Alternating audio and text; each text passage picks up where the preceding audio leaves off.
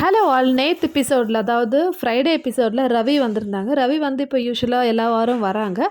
எதுக்குன்னு பார்த்தீங்கன்னா, கண்டஸ்டன்ட் எல்லாம் வந்து கொஞ்சம் எனர்ஜியாக ஃபீல் பண்ண வைக்கிறதுக்கும், அதே மாதிரி அங்கே நடக்கிற விஷயங்களை பற்றி கலாய்ச்சி பேசுகிறதுக்கும் வந்து வந்திருந்தாங்க. ஸோ இதில் வந்து அவங்க சின்ன ஹிண்ட் கொடுப்பாங்க ஒவ்வொரு கண்டஸ்டன்ட்ஸ்க்கும். அவங்க வந்து எப்படி வெளியே போகுது, அவங்களோட நேம் எப்படி இருக்குன்னு சொல்லிட்டு. ஸோ அது புரிஞ்சுக்கிறவங்களுக்கு புரிஞ்சுக்கலாம். நேற்று ஸ்ருதிகாவை பற்றி ஒரு விஷயம் வந்து ரவி பேசியிருந்தார். என்னன்னு பார்த்தீங்கன்னா, ஃபஸ்ட்டு பங்காஜியை கூப்பிட்டுட்டு, பங்காஜி நீங்கள் பொலிட்டீஷியன்னா அதுக்கு ஐடியா வந்து இல்லைன்னா அதுக்கு டிப்ஸ் வந்து ஸ்ருதிகா தான் கொடுக்குறாங்களான்னு சொல்லிட்டு கேட்டாங்க. ஸோ அது கேட்ட உடனே எல்லாரும் சிரிக்க ஆரம்பிச்சிட்டாங்க.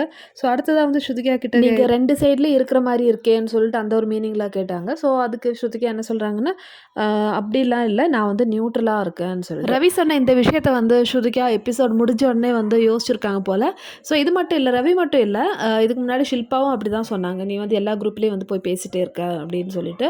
ஸோ இந்த எல்லா விஷயம் யோசிச்சு தான் வந்து ஸ்ருதிகா வந்து நேற்று அழுதுது. அதனால தான் வந்து விவின் கேங்கில் போயிட்டு நான் அந்த மாதிரிலாம் பேசுறது அவ்வளோ பெரிய தப்பா அப்படின்னு சொல்லிட்டு கேட்குறாங்க.